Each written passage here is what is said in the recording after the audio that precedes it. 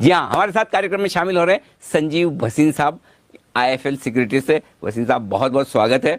और ये इक्विटी गुरुकुल, ये शो हमने शुरू इसीलिए किया है कि जो लोग बाजार में 25, 30, 40 साल बिता चुके हैं, जो कुछ सीखा है, ये आपकी एक तरह से CSR एक्टिविटी है सर।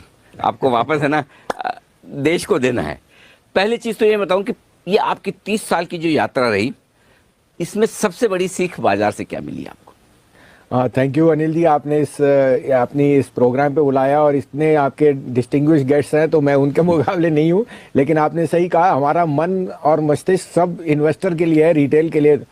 तो देखिए 32 साल हो गए मुझे शेयर बाजार में, और मैंने शुरुआत से ही शेयर बाजार करना था और कोई काम नहीं था। अच्छा, मैंने पहले ही सोच रखा था शेयर बाजार, और आज भी वही है। तो ये इंटरेस्ट कैसे आया आपको शेयर बाजार? So it came from a family background, और मेरे फादर, ग्रैंडफादर, सबका उसी तरफ रुझान था। And I always wanted to do. मैं एकेडमिकली बहुत अच्छा था और मुझे नंबर्स की अच्छी थी, और धीरे धीरे मैं इतने अच्छे इंस्टीट्यूशन से पढ़ के स्टॉक मार्केट में गया, जबकि वहाँ चिल्लाने का योग होता था, 12 से 2:30 ट्रेडिंग होती थी, और वहाँ की जो नुआंसेस हैं वो सब सीखी, और कई बारी अपने हाथ जलाए एज ए ट्रेडर या एज ए स्पेकुलेटर, जो आपको हर उम्र में आता है। तो नसीहत सबसे बड़ी ये है कि never mix your trading and investment pattern. अच्छा। और ट्रेडर को हमेशा अपने आप को हेज करके चलना चाहिए, जो मैं कई बारी कहता हूँ। हमने काफी बारी उसमें गलती खाई है, इसलिए बाल सफेद हैं। और लेकिन the moral of the story is, अगर आपको 30-35 साल की जर्नी करनी है तो you always have to be in the market. ऐसा कुछ नहीं है कि आप,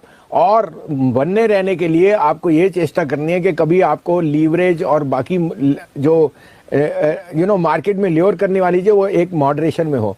उस कारण से लॉन्गर टर्म वेल्थ जैसी कोई चीज नहीं है। अब ये प्लानिंग से नहीं होता अनिल जी, ये डिफॉल्ट से होता है। मैं उस पर आऊंगा, उससे पहले एक जो इंटरेस्टिंग चीज आपने कही, पहले अपने आप को पहचानिए। भसीन साहब कह रहे हैं आप इन्वेस्टर हैं या ट्रेडर।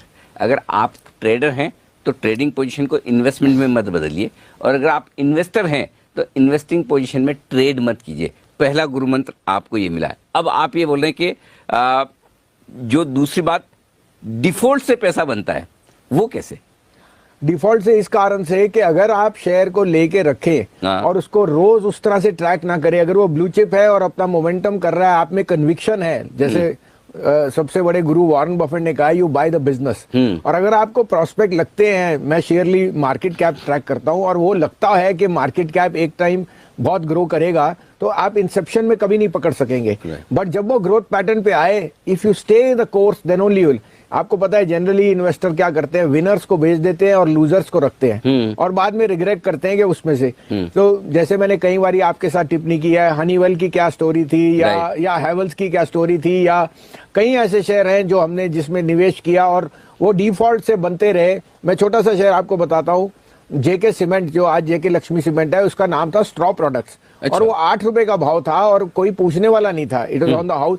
लेकिन स्ट्रॉ प्रोडक्ट्स का उसके बाद अमेलगमेशन हो गया, पेपर कंपनी से वो सीमेंट में आ गया, और वो 8 रुपए का शेयर करते करते अगर आपने 25 साल रखा है तो उसका आज 4 टाइम्स मैंने स्प्लिट होके उसका भाव 2,500 रुपए हो चुका है। क्या बात है। तो 8 रुपए वाला 2,500। 8 रुपए वाला 2,500। तो आप सोच सकते हैं कि investment is all about patience. Default से जो ओनरशिप है वही है। 1000 कारण है मंदी के और नेगेटिविटी के, लेकिन एक ही कारण है पैसे बनाने का, ओनरशिप। और ओनरशिप का मतलब आपको साइकिल्स के गुजरना है, ये एक दिन का नहीं है। ये तो 30-30 साल लग जाते हैं वेल्थ क्रिएट करने के, और वो भी कई बारी आपको चेष्टा नहीं होती कि गलत है सही है, but you have to be in the market. मतलब इन्वेस्टेड रहे, बाजार से बाहर निकल के तो खेल खत्म। सर अगर आप इंडिया की स्टोरी को ये समझते हैं, मैं आपको पहले भी कहा, जैसे आपने कल आपसे मजाक में कहा कि 1983 में अगर आप मारुति लेने जाते तो 63,000 रुपए आपको लग रही थी, और आप सोचते रहते 63,000 कहाँ से गूं।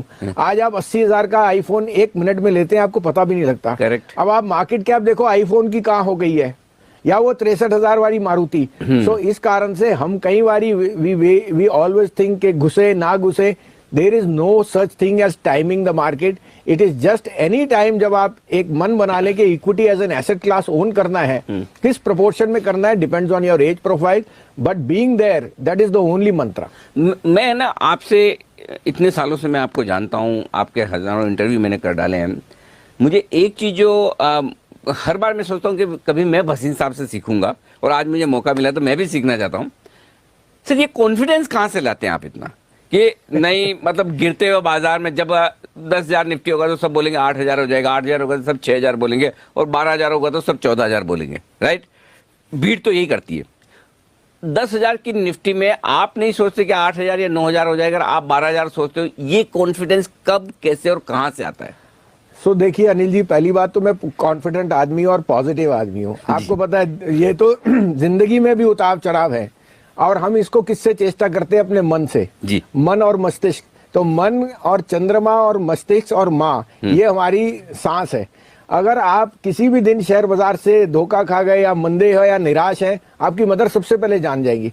ये मेरे को उन्होंने बहुत पहले कहा था कि बेटा वही करना है जो जिससे मन में चिंता ना आए, और उनके कारण से कि उनको ना चिंता है, मैं पॉजिटिव रहता हूँ कि इस शेयर बाजार में रहना है तो उनकी आशीर्वाद से और पॉजिटिव ही रहना है, चाहे लोगों का वेल्थ क्रिएट करे। अपने लिए तो आप जो कर ले, देखिए I am at an age जहाँ मुझे उसकी भगवान की मेहर, लेकिन मैं चाहता हूँ हमारे तजुर्बे से लोग सीखे और समझे कि मंदी का कारण अगर आता है तो वो आपके लिए लेने का अपॉर्चुनिटी है। साथ में you know as a bent of mind we are always positive.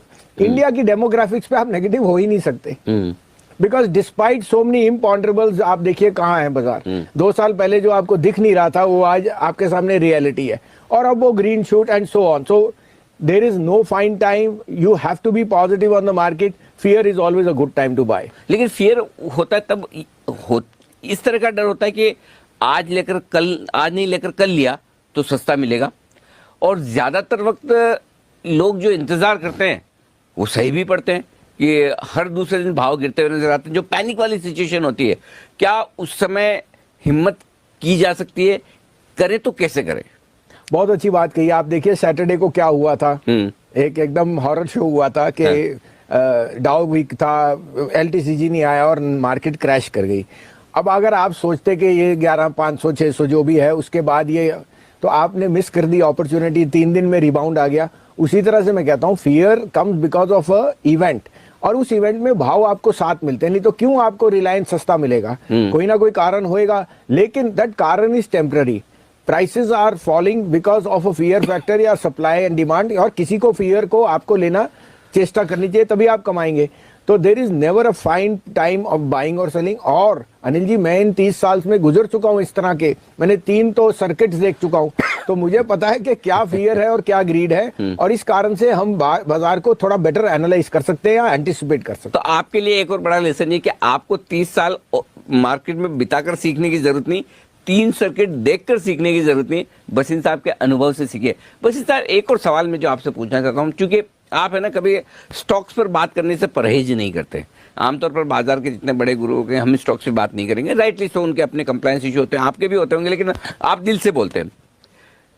कई बार ऐसा हुआ होगा कि आपने स्टॉक रिकमेंड किया, स्टॉक 30, 40, 50% नीचे हो जाता है, हुआ ऐसा कभी? अरे बहुत बारी होता सर। हमारी रोज रात को नींद जाती है, क्योंकि 1000 विनर्स नहीं याद रखते, वो 10 गंदे शेयर। Exactly. और वो है सर, हम अपने आप को we are very humbly saying we are wrong, लेकिन दैट इज अ मार्केट। तो अब मैं वही जानना चाहता हूँ, अगर 30-40% कोई गिर गया स्टॉक, और वो हो सकता है, बड़ी बात नहीं, तब आप उस स्टॉक के बारे में क्या करते हैं? अगर 70-80% गिर गया तो आप क्या सोचते हैं? क्योंकि ये सवाल इसलिए पूछ रहा हूँ कि आमतौर पर हमारे जितने रिटेल इन्वेस्टर्स हो ये गलती करते हैं, या गलती करें या जो भी समझ लें कि लेकर बैठे हैं, ठीक है 100 में लिया था, अब 80 में क्या बेचूं, 60 आ गया तो बिल्कुल ही नहीं बेचूंगा, 20 में तो फिर बिकता ही नहीं है। तो ये जो है ना खराब शेयर को या गिरते हुए शेयर को रख लेने की जो आदत है, इससे कैसे छुटकारा पाए? बहुत अच्छी बात, और ये $1 मिलियन क्वेश्चन है। पहली बात, never average a losing stock. Okay, पहली बात, you are putting in good money after bad,